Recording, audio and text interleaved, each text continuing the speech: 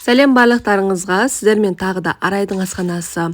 Бүгін балаларыңызға үй жағдайында лаваштан осындай чипсы дайындап беріңіздер, өте дәмді болып шығады.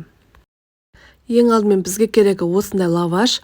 Лавашты алған кезде міндетті түрде қай күні шығарылғанына қараңыздар. Егер 4-5 күн өтіп кетсе, онда алмаймыз. Өйткені осылай кесу барысында сынып, лаваштар тез құрғап кетеді. Сол үшін сол қай күні шығарғанына назар аударыңыздар. Осылай қайшының көмегімен мен бірнеше бөліктерге бөліп алдым. Немесе пышақпен кессеңіздер де болады. Үстіне 2 ас қасық сұйық майымызды құйып, қалағанша дәмдеуіштер қоссаңыздар болады. Менде бұл жерде паприка және де кішкене қызыл бұрышты қостым. Егер ащыны ұнатпасаңыздар, қосудың қажеті жоқ. Кішкене ғана тұз қосып жіберіп, бетін жауып, жақсылап араластырамыз. Осы тұста міндетті түрде пештеріңізді 200 градусқа қыздырып қойыңыздар. Пергамент қағаздың үстіне осылай лавашымызды жайып шығамыз.